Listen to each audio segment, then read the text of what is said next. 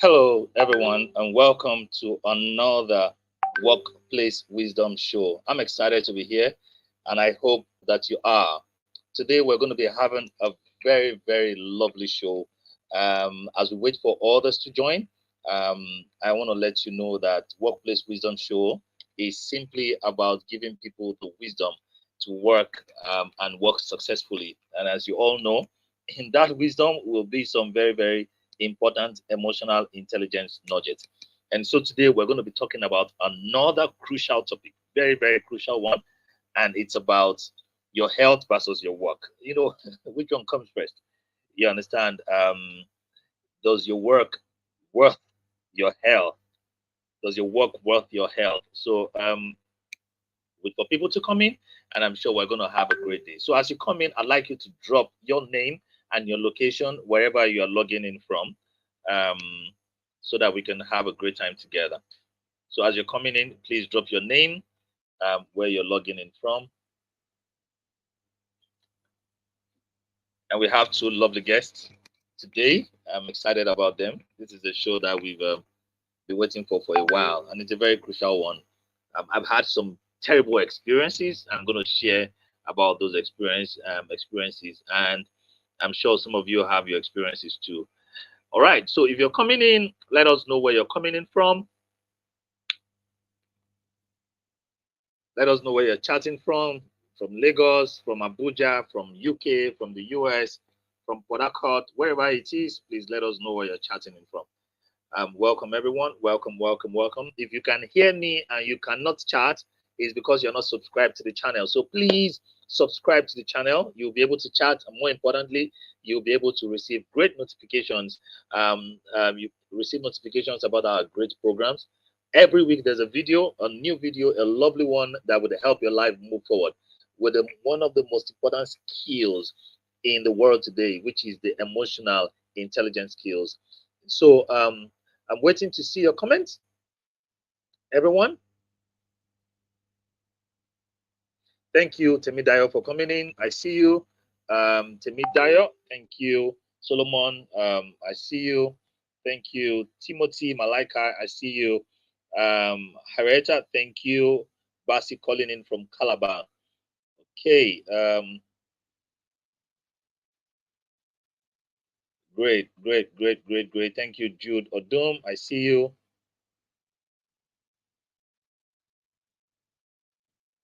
You're welcome, everyone. And as you come in, I'd like you to answer that powerful question. Does your health what does your work worth your health? Does your work worth your health? Elizabeth, thank you for always joining in all the way from UK. I see you. Afam, thank you. I see you.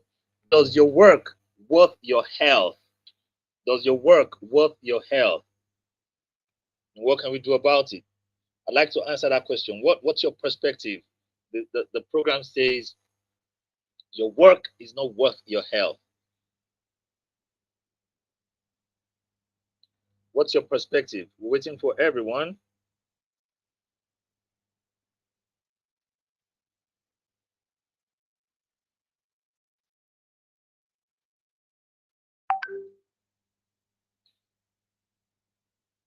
All right.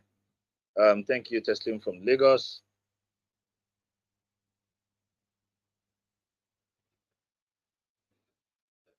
All right. So my name is Enahoro, Okhae, like you all know, and I'm passionate about people living the best life with emotional intelligence.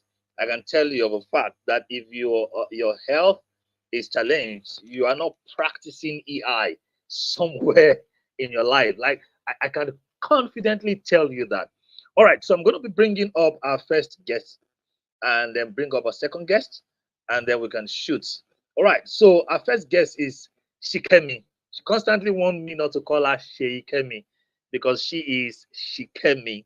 All right.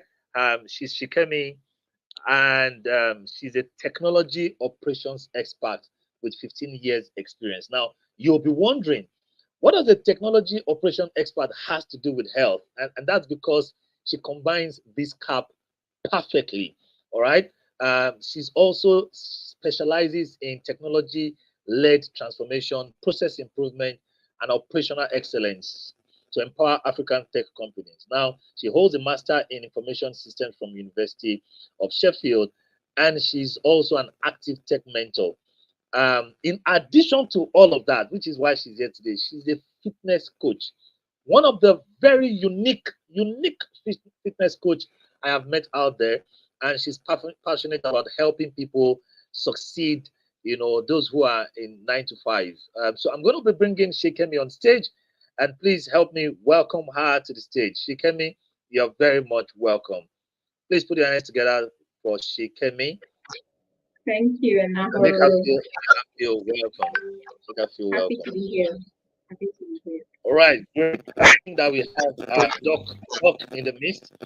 Um, Sheikh and I are not doctors, but it's important that we have a doctor in the midst. Dr. Oluwa Folajimi Senjobi, so many things: MB, CHB, EICP, AFMCP, FWACP. I mean, I can't finish it all. He's a family physician in the Department of Medical Family Medicine, University College Hospital Ibadan. Special interest in generational medicine, men's health, women's health, adolescent health, and care for the elderly. Social and behavioral medicine and travel medicine. Is an emotional, by the way, they're emotional intelligence certified professionals, both of them. Public secretary of Society for Family Physicians of Nigeria or your state chapter. Council member and teenagers coordination for Bodija Ashi Baptist Church. And great guy. He's my personal physician. I must add that. Let me bring him upstage as I add that to it. Dr. Folajimi is my personal physician. He's in charge of my health.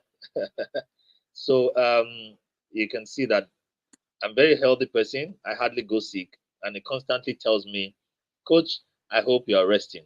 Coach, I hope you're resting. Please put your hands together for our speakers. Sikemi, can we hear your voice? Yes. Yes, I am Great. here. I'm happy to be here. Good to have Nice you to here. meet you, Dr. Folajimi. Hello, Good to Sikemi. see you. Good afternoon. Coach Good Anna, afternoon. good afternoon, sir. We can't see your video though. Sikemi, your video is not moving. I'm hoping that, oh, we can see your video. I think that's my network. Great. Good to have you, Doc, and good to have you, Coach. Today we're going to have a very important discussion, and I really want us to hit the nail on the head without any doubt. So, our first question would be about the topic. That's going to be our first question. Do you agree, or what would be your thought about it? Because the work that we do gives us the money that we need to live our life. The money, right? And so, if the work that we do gives us the money we need to live our life, do you agree that our work does not worth our health? Let's start with you, Ikemi. All right, thank you, Enahoro. Please confirm that you can hear me okay. I hear some cracking noises in the background. Dr. Folajimi, can you hear me okay? You will be my guide for today.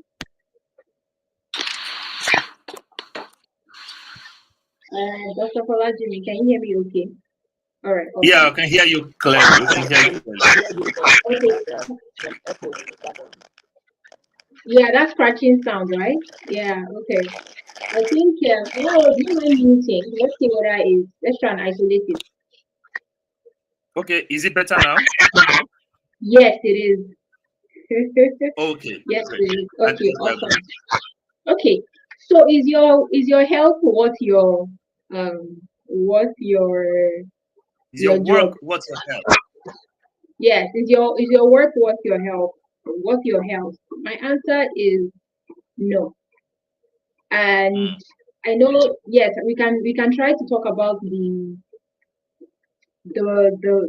theory of balance, right? Where what you say is very valid. You have to work to be able to afford to take care of yourself, right? But then again, some people will argue that, where is that balance?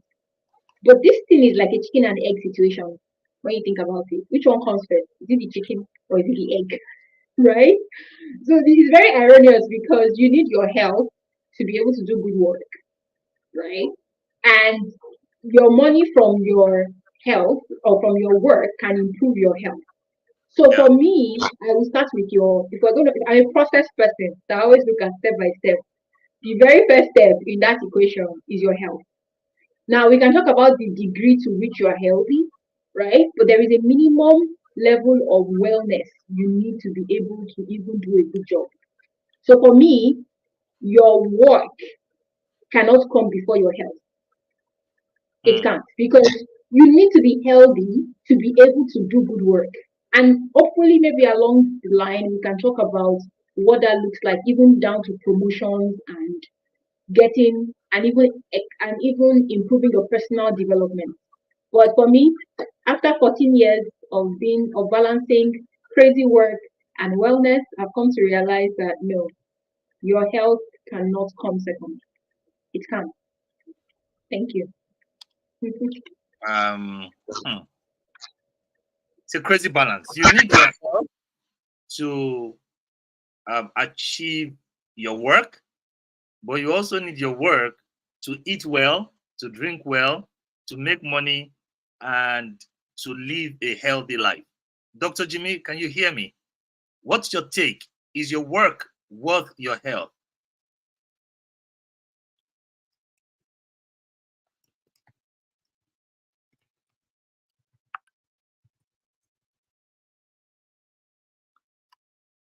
All right. Dr. Jimmy seems to be having a network challenge. So while we wait for Dr. Jimmy, from your day-to-day communication with people, Sikemi, what is the greatest health challenge that you see people have at work? Okay. People are stressed.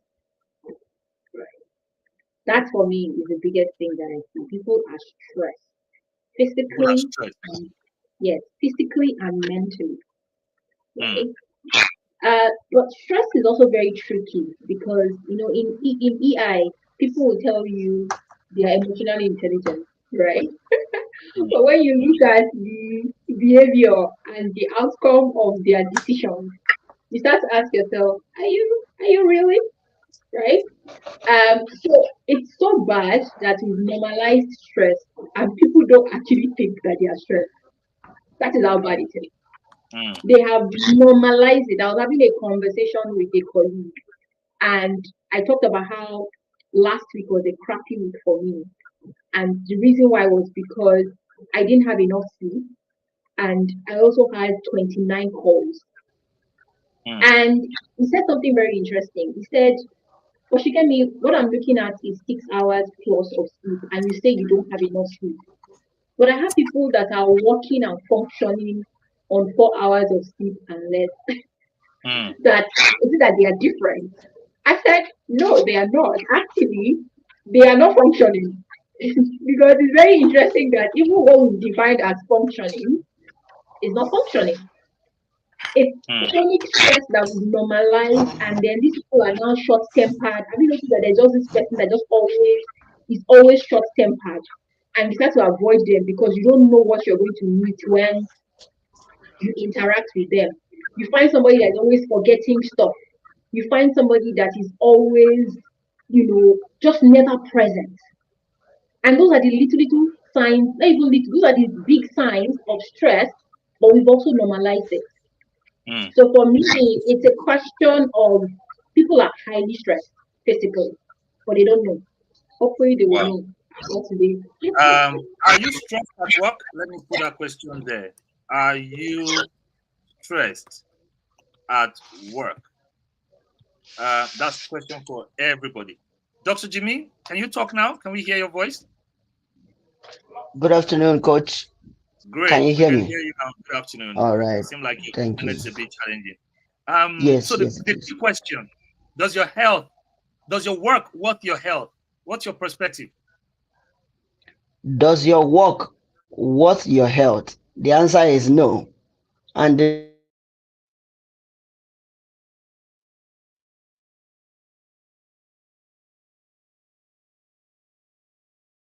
somebody is up, warming up, and ready to take over your position or your place in the workplace. Nobody is indispensable in the workplace, but your health is dispensable to you.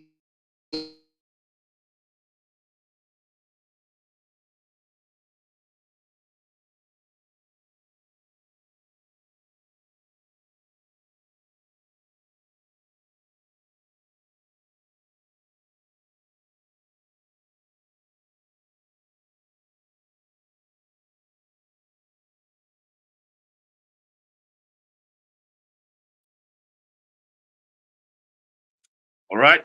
Can you hear me? Seems like we're having some internet connections. Yes, I can hear you. All right, great. So while we're waiting for Doc, seem like it's also I having can internet see coach. connection. So Sikemi, you're very passionate about 8 to 5. Hello? Okay, we can hear you now, Doc. We're trying to explain why your answer is no. Yes. If you're in the workplace now, you're trying to meet target 123% in the second quarter of the year and all that, and you drop dead today, or and the person drops dead today, somebody is warming up, ready to take over that position. Mm, We have only one life, but mm, some of us live as though we have 9 lives. We are not mm, cats, we are human mm, beings.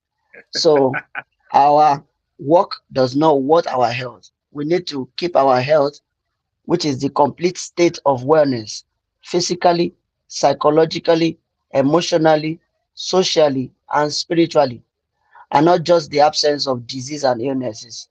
Now, you see somebody who tell you, I'm not diabetic, I'm not hypertensive, I don't wear glasses, I perform well in the other room, so I can work for long hours, and then I can sleep for 2 hours, and then my deliverables are coming in good time. Such a person is a sitting time bomb.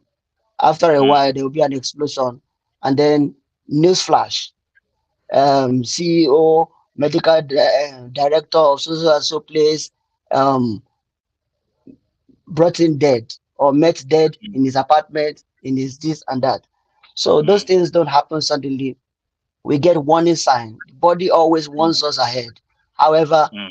if we are so busy with work to make ends meet, I mean, you may not be able to identify the warning signs, and then you may run into trouble, some of which you may never be able to recover from. Interesting. I'll give you a story. In about 2013, I was in the office. Um, I had only one staff at that time, just one. And as I sat on my table, I started feeling life leaving me. Now, Mm, it's very difficult to explain, but I could feel that I am exiting life. I could feel it's like it's starting from the head and it was going down, and I could feel like this life is easing out of me gradually. I called her, jumped into the vehicle, drove myself to the hospital, and told them I don't like what I'm feeling. I'm feeling like I'm going to die very soon. They placed me on the bed. Doc, from 12 o'clock, I slept till about 6 p.m. I woke up, my staff was there, and I was asking them, so what did they do? They just passed the drip. Today, I believe that thing was placebo, right? And it's I asked the possible. doc, I asked the doctor what happened because I felt life leaving me. And he said, you're just stressed. Rest. And since that time, um, I'd not joked with my health. The second one, in 2021, there was a month, I think the month of June, I practically ran a training every single day. Every single day. Like practically every day, standing for about 4, 5, 6, 7, 8 hours. And then I knocked down for the first time in 10 years. And I wondered what happened. I realized that I wasn't conscious of what was going on. I was making Yeah. money without thinking about it. So I agree with everybody. Our work does not worth our health. We hear of a lot of bankers who, once they slump in the banking hall, somebody else takes their clients immediately. And the big one, for example, Mr. Albert Hubert of Access Bank, right? After the plane crash, the bank still remains the same. Nothing has happened, right? So yes, it doesn't work. But what do we do, Sikemi, from your place as a coach, right? Not talking about stress. I think that one of the easiest things you would say is for people to do regular exercises. But now you know, as a fitness coach, that thing is not easy. I had come to you once that I want to buy what's that thing? Treadmill. A treadmill, and you helped me save my money by telling me to go onto YouTube and hook onto one lady, and that has been very helpful. Why do we find it difficult to be consistent with exercise? Okay, so after about 7 years of coaching, I've come to realize that the biggest factor is that our goals don't match our reality. Let me explain. So a lot of us go on Instagram and follow people. Again, we have people that we look up to, people that look good in a suit, people that look good in a dress, people that just look all. We always have those models, even if we don't confess them verbally, right? And then what we try to do is to replicate what she or he is doing to achieve that physique, right? But the reality is that sometimes we cannot afford what they are doing. That's a God honest truth, right? So when I say that we usually choose, activities that don't match our reality, that is exactly what happened even in your case. So I know that I don't know how far maybe you confess or not confess about what has happened with your walking, but even with the walking that we talked about, there is a what's the word I'm looking for? There is a small element of that activity that you can do every day. If only people can see exercise like that, you would have freedom, right? So, for example, let me use my own personal experience. Recently, in 2022, I used to post videos of my workout. So I lift a lot. I lift weights. I use big weights to exercise. You're blessed. And I'll put it on IG, and the reaction will just be, okay, I did the hell. But I wasn't inspiring people because I realized that a lot of the people in my community, they haven't reached that level of ability. A lot of them have not even made out time to work out. So I had to then figure out a way to say, okay, you know what? How can I start to teach about the smallest pieces of activities you can do?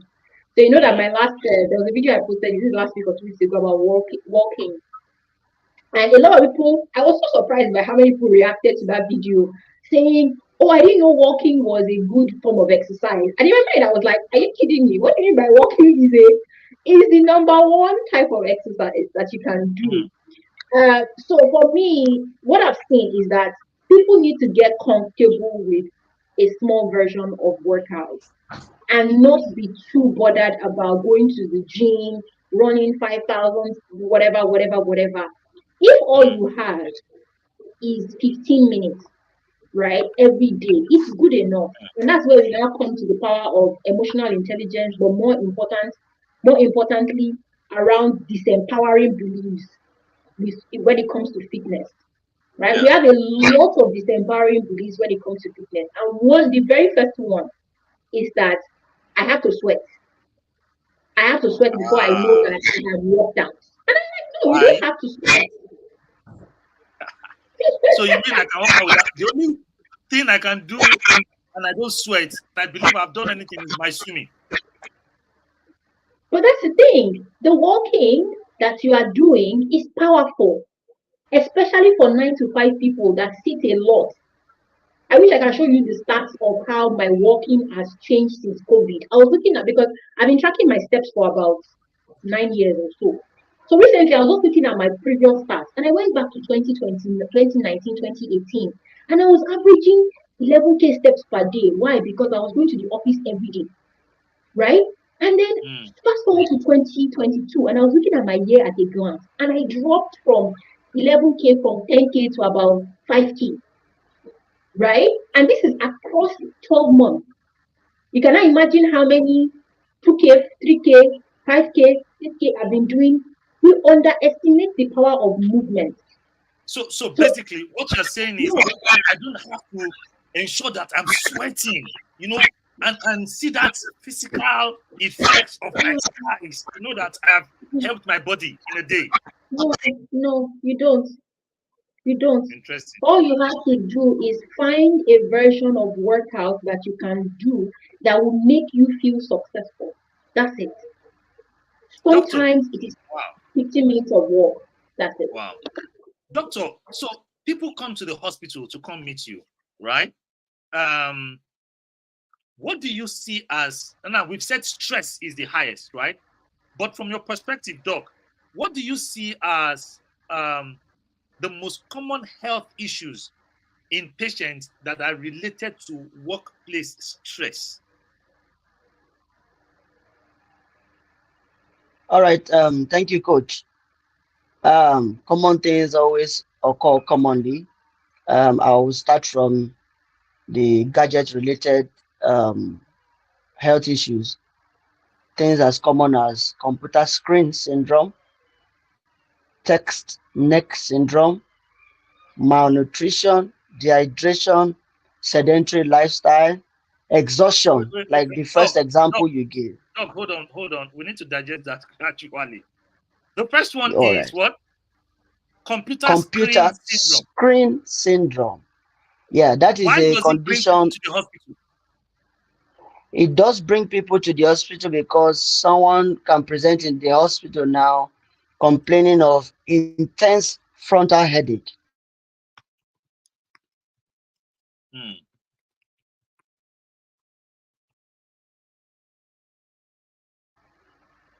Hello, can you hear me? We can hear you. Hello? We can hear you. Inability to concentrate, inability to sleep well.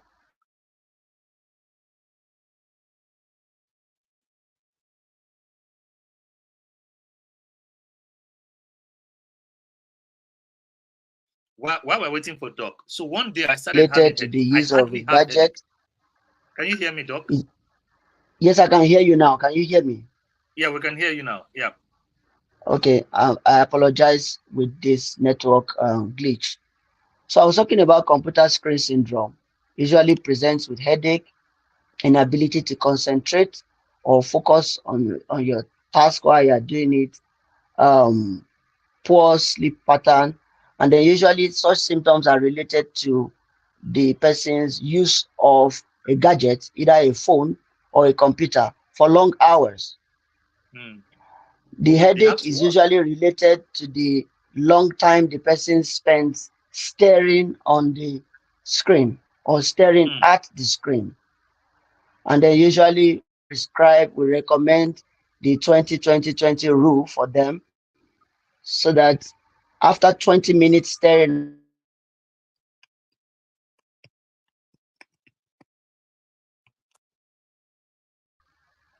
for 20 seconds.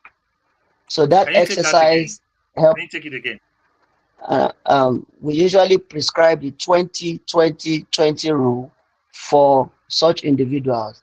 After you have looked at your computer screen for 20 minutes, you should stare away from your computer at an object that is 20 feet away from you for about 20 seconds. That helps your eyes to reset. That reduces the risk or the frequency of the headache such a person is going to have.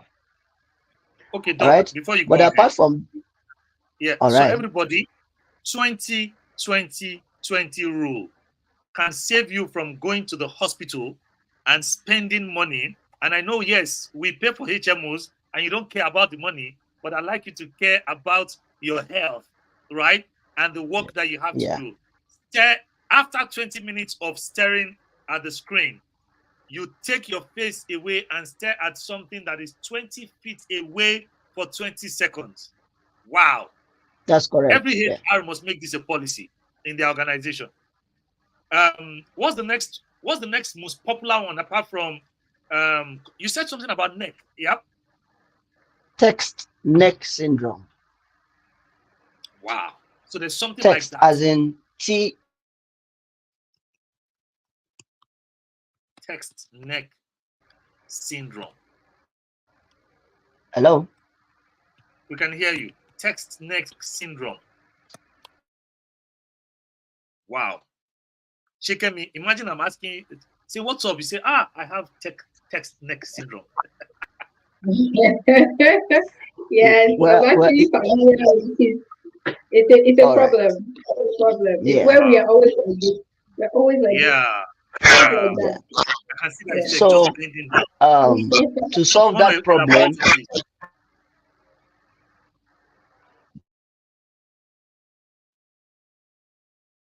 but Sikemi, are we not going to be looking at our phone again? So there is a way to look at it. So there are usually recommendations on how to look at your phone. So again, so you could raise it up, right? So that it's high level, right?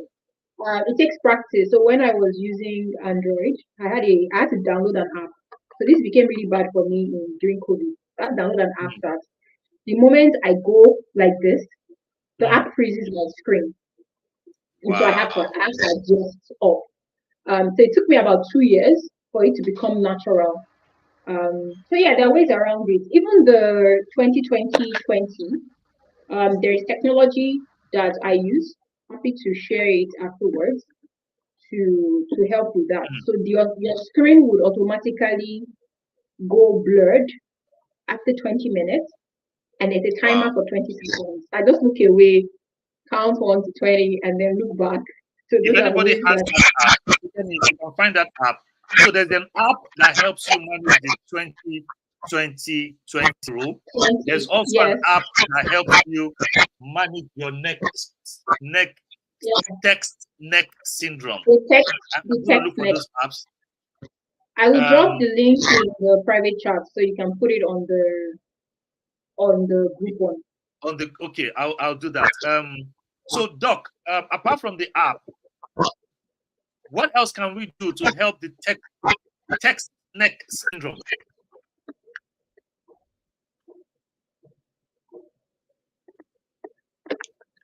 Okay, Doc is not here. He's having issues with his network. Sikemi, I'm looking for the best way to help people today. So can you share? You've talked about walking, right?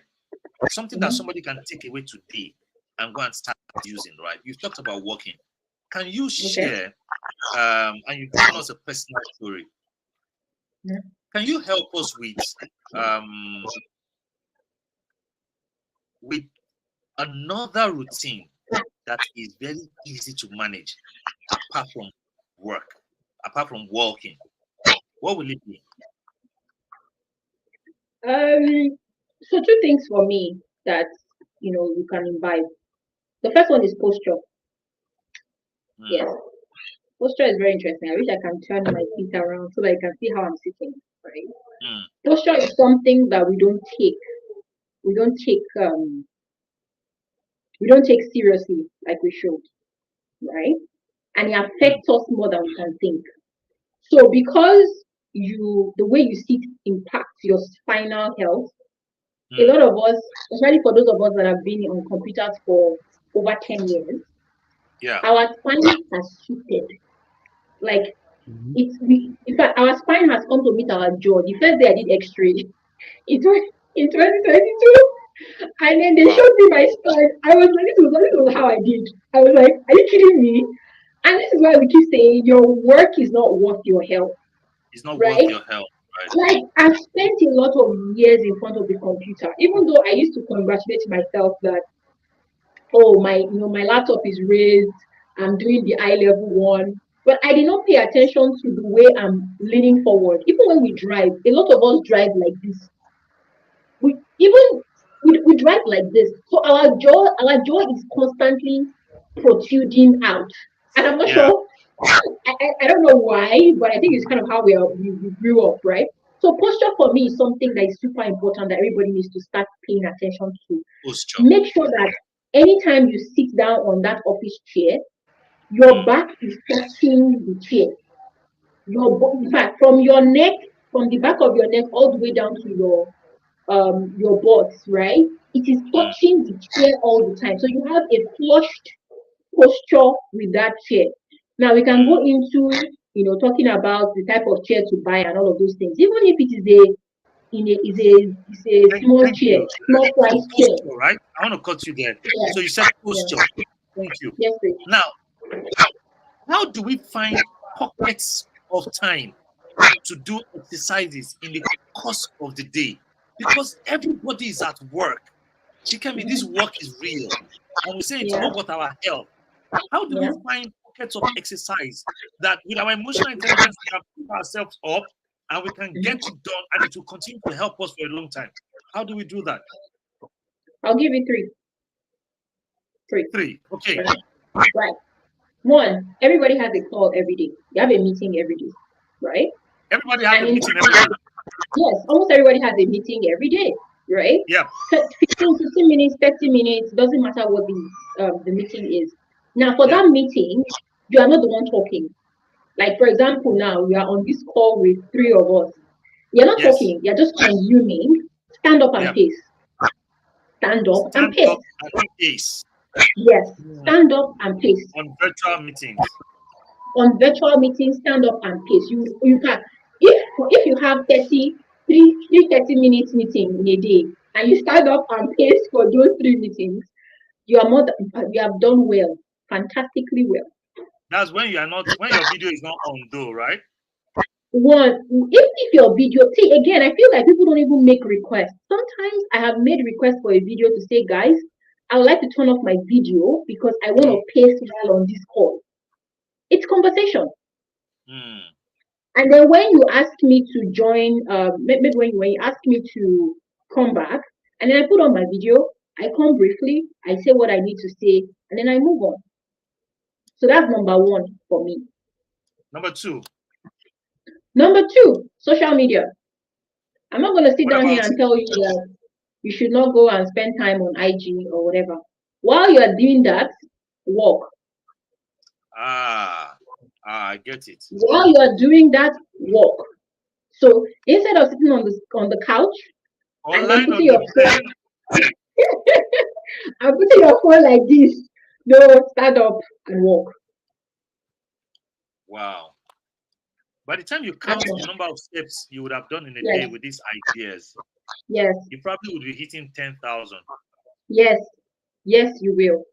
You know why I love these strategies? You combine it with what we are doing every day. Exactly. What will be the third one? The third one is, as much for those of us that are now outside, that are not inside, please look for opportunities to walk more. Take the stairs instead of the elevator. Right? If you can park away from a further place, please do that. And this will also impact your choice of clothing. And I'm being practical here, especially for ladies. A lot of us, because the way we dress outside, we're all arranged, makeup on fleek, heels on fleek, right? A lot of us don't want to walk as much because we want to conserve, we want to keep that poised look. Again, even your health is not worth your beauty. I'm saying it. Figure out the days when you want to dress down and walk. It's not every day that you have to wear high heels. And trust me, as somebody that enjoys it's not worth your beauty. Yes, wear flat on some days and walk like you're on a mission. Maybe it's Friday, maybe it's Thursday. Now, the ladies are going to like me for this. Do you know the number of things that ladies arrange? Some things might begin to fall, you know? Yeah. But I love what you say. Your health is not, your beauty is not worth your health, right? No matter how beautiful you want to look, it's not worth your health. Now, let's bring Dr. Jimmy back. I think he should have better internet now. Doc. Thank you. I Yeah, apologize. so it's okay. Sleep. I want to talk to you about sleep, Doc. And I want you to paint Okay. the issue of sleep. And you always want me to sleep, right? You always tell me, Coach, I hope you are sleeping.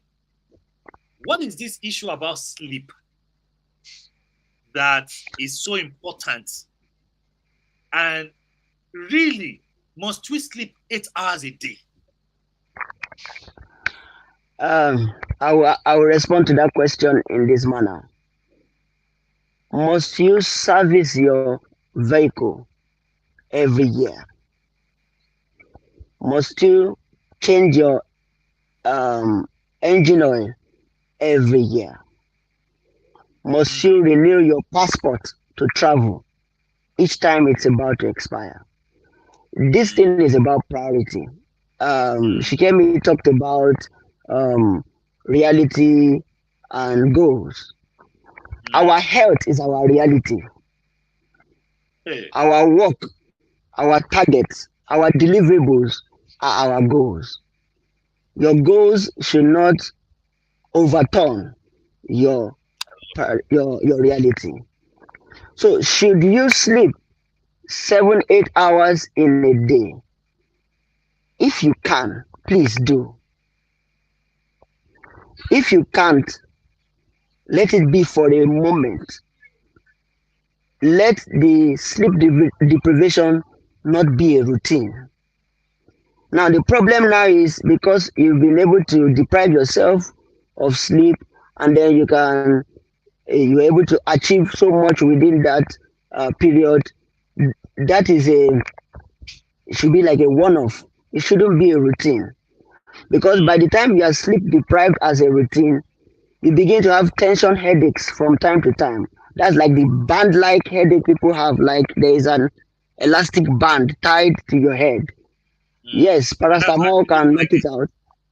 Yes, paracetamol can knock it out for a moment, or some form of analgesic, and then you realize that some people have been persistently on analgesic, sleeping because they cannot sleep, and the headaches they're having, they have a way to knock out the headache rather than just go to bed and sleep. After a while, you begin to concentrate at work poorly.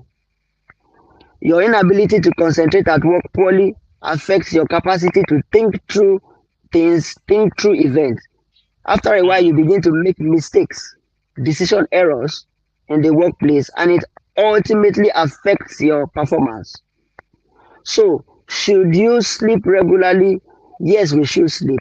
Personally, I try to sleep for about 7 hours a day. Let's assume I'm preparing for a professional exams. You see, a lot of people crash read. They want to read the last 6, 8 hours, 10, 12 hours just before they go for exams and what have you. If that is a one-off, fine. But if that is a routine, it's bad.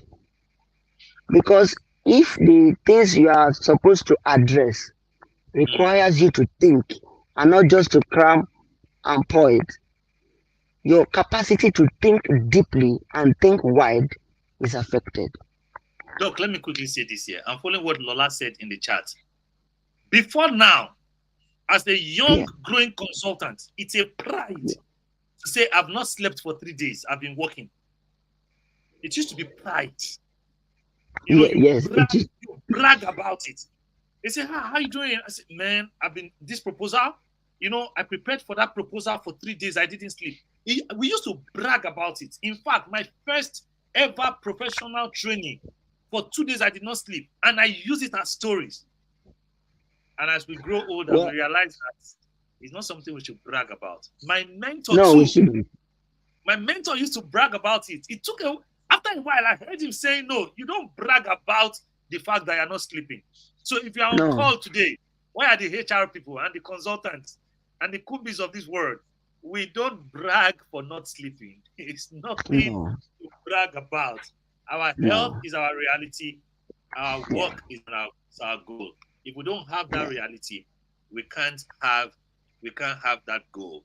Sikemi, another important question is around motivation for continuous exercise. See, Sikemi, let's be very real. Wake up in the morning, the sleep is sweet, you have work to do, you have people calling you. It's like people like me in the mobility sector and consulting sector. As we are waking up, the phone is already buzzing. By 4:30, see, let's take GIG for example. Operations in GIGM. By 4:30, people are awake already because people have to travel. We have to get the terminals ready for people to travel. So the phone is already buzzing. People have to be on their way to the office, to the terminal, because those who are traveling are going to come early. How do we find motivation to do these things? And motivation and emotion is the same word. What should be the greatest motivation? I know that one of the biggest motivation is when the doctor tells you, if you don't do this, you will die very soon. I know that there's no motivation that is as big as that one. I mean, without hearing bad news, where do we find the motivation to keep going because of fitness and health? Okay, that's a very good question. And in the science of habits, which I'm a very big fan of,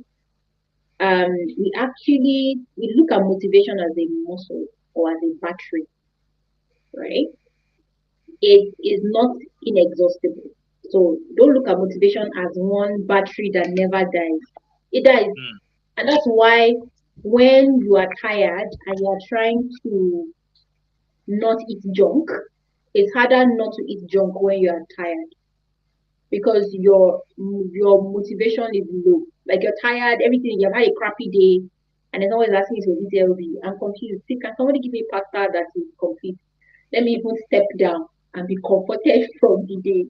So motivation for us in habit science is not something that we even prioritize when it comes to consistent habits. No, because it's a muscle. It has its ups and downs and it's very unreliable. Instead, what we prioritize is two things. What is your ability and what is going to remind you to do that thing? Those are things that we prioritize. What is so when your it comes ability? to yes, what is your ability and what is going to remind you? So in fact, we have a formula for it. We call it if you want a behavior change, right? It is MAP, motivation plus ability plus prompt. But we work our way backwards. We don't start with motivation. We start with prompts. So if you want to do something, if you want to work out, it's something that you haven't developed a habit for. Something must remind you to go and do that workout. Something must remind you to go and walk. Right? My calendar, even after 14 years, my calendar has pockets where I call it me time. But it's already in my schedule. Go and work out.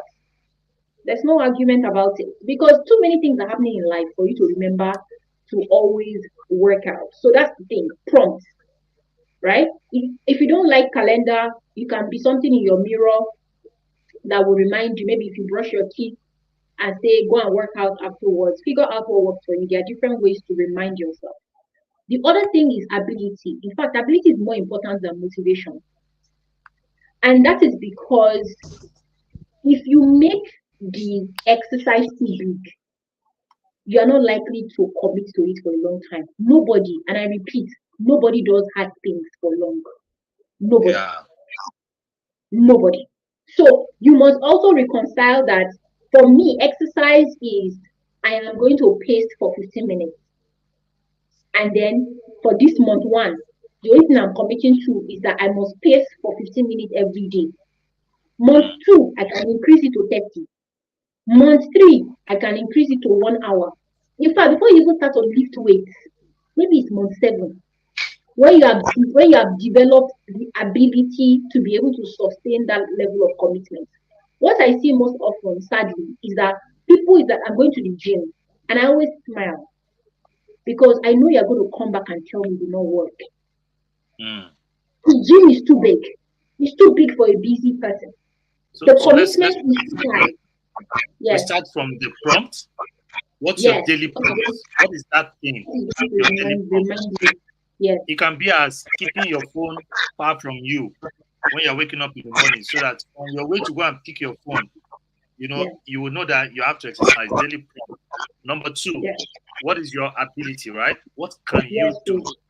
What can you do on a bad day? I'll even add that. What On can a you bad do day. even on a bad day? What can you do And even then on a number bad three. day? Yeah. Is your number three is motivation. Then you'll be Then as you motivated. start to record more success, you will be naturally motivated. Yes. Thank you. Doc, let's go to mental health. We play it down a lot. From your own perspective as a medical doctor, when people come to the hospital, is there so much going on around mental health that is of concern to you? Because the average Nigerian mental health is depression. Mental health is when somebody is beginning to say what they are not supposed to say in the office. But what are those slight mental health issues that are of concern to you that we might be neglecting at the workplace?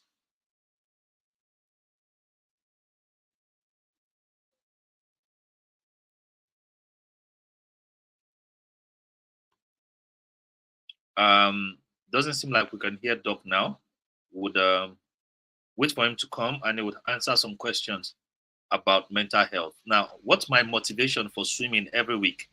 First of all, I look for what I like. I love water, right? So that's number one motivation. I like to be in water. It's very refreshing. It's a powerful element. Number two, Doc started telling me before I was 40 that at once people clock 40, so there was a fear of once people clock 40. So when I clocked 40 3 years ago, and I asked myself, what is the simplest fun-loving exercise I can do? Yeah. And I chose swimming. And I didn't know how to swim. I learned it myself, and it had kept me going. If I want to book a hotel, if it doesn't have a swimming pool, I don't book it because I like to see the swimming pool, and it will help me to swim when I am in the world. Which is very interesting because I can swim, but I cannot make swimming my go-to as a female. Wow. There are too many issues I have to consider. Oh, did I just make my hair? I'm going to ruffle. These are my realities. I'm going to scatter my hair with the swimming cap. Is it that time of the month?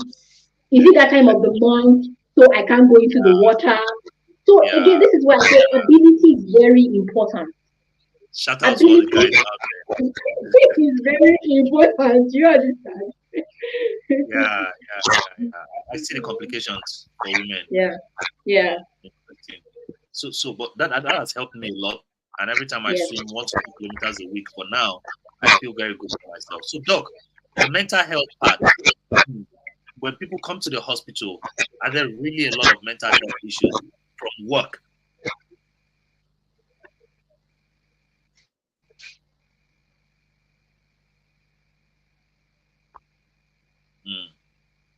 The internet is really challenging for him. So, can you talk now?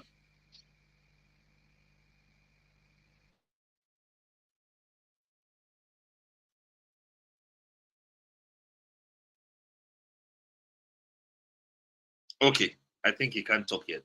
Sikemi, let's continue with some of your tips that you're giving.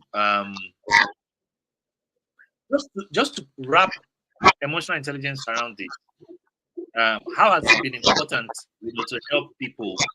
I mean, you're an EQ coach. How has intelligence helped you to help people be more healthy in the midst of work? Yeah. Okay. So one of the things I tell my clients is this. I'm like, your habit gets you started. Your emotions keep you going.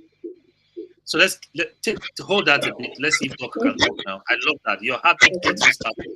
Your emotional intelligence gets you going. Doc, you were going to talk about mental health. How much of that is a concern for you from work? Apologies. Yeah. Yes. Our mental health impacts on our work, and our work impacts on our mental health. Burnout is a major concern that occurs in the workplace now for a lot of people. Yeah. You can be very productive for a period of time. Yes, you're not sleeping, you're not eating well, you're not hydrated. You have broken all the 10 commandments to good health and well-being. a moment comes when your body is going to shut down. It can shut down physically, it can shut down psychologically, and it can shut down physically. We need to know ourselves, we need to choose ourselves, and we need to give ourselves to keep our mind in a safe place. Let us remember that not everybody in the workplace is your friend. Or at best, you have colleagues, you have acquaintances, and what have you. So the moment you are not performing as optimally as you should, then a succession process is put in place. So it's extremely important for us to keep our mental health in the best state possible. If you are a busy person, like you were explaining earlier, you have calls to address logistic concerns at GIG and all that. It's interesting. I had a moment of burnout sometime uh, late last year, early this year, and the singular decision I took that helped address that burnout was that I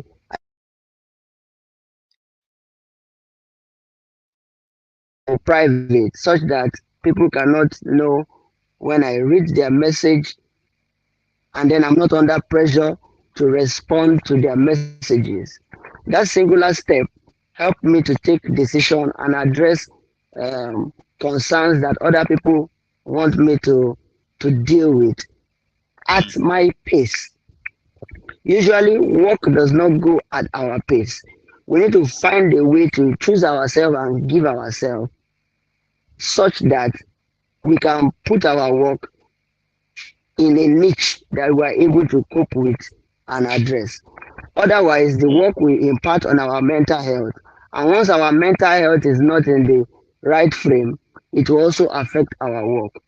Now, the human mind is programmed. Once there is a threat, the human mind is programmed to respond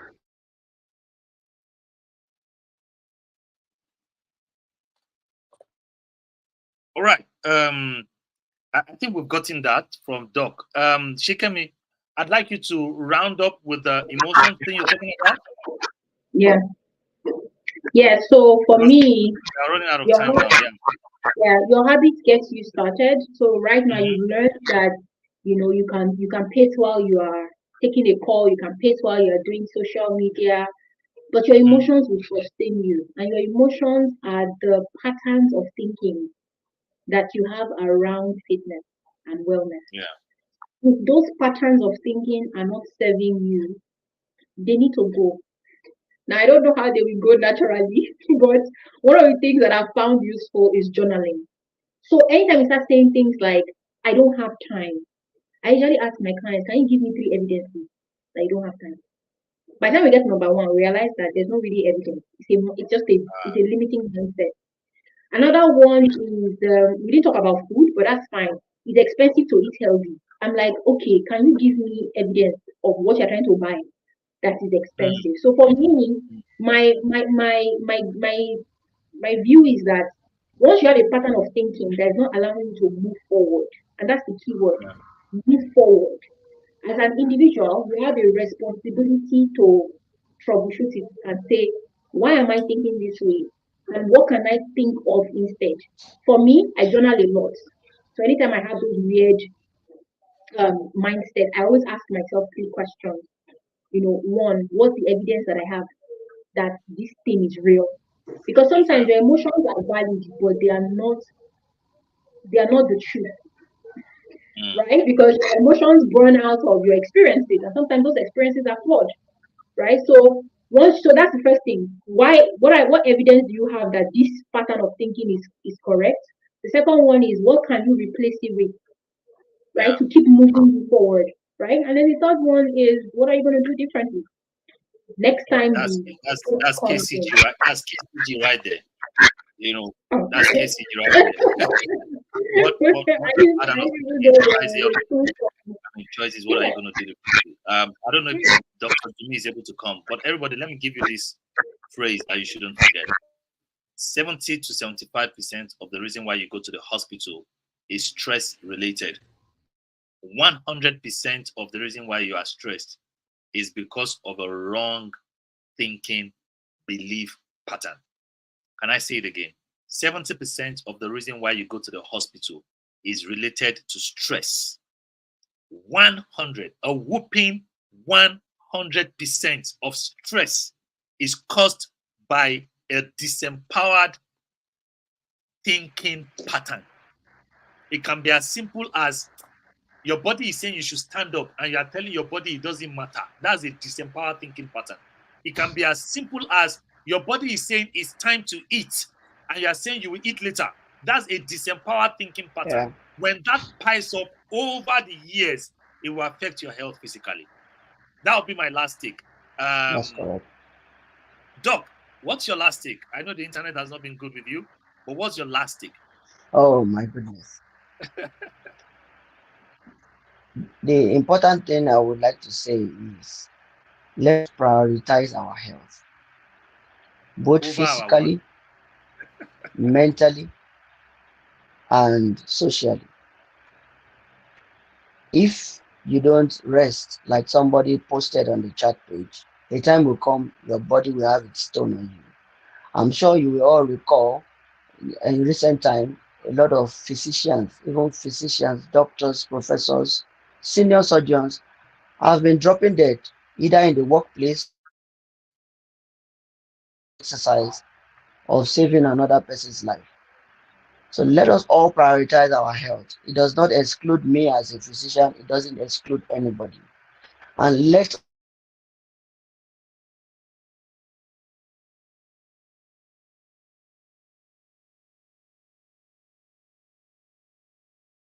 All right, but I got what he get said. a I'm new dropping the car. last comment here. You want to wash it, you want to wash it in good time, you want to service it in good time.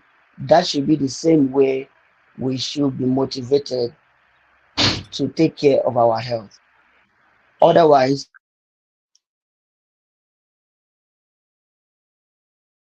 All right, we got it. Thank you, Doc. Let us all prioritize our health. The title of the program is Your Work is Not Worth Your Health. Sikemi has added, your work is not worth your beauty, or your health is not worth your work. Your health is not worth your work. Yeah. Your work is not worth your health. Why am I missing it right now? But the idea is that your work is not worth your health. Yeah. And your work is not worth your beauty is also not worth your health. Your health is the most important thing.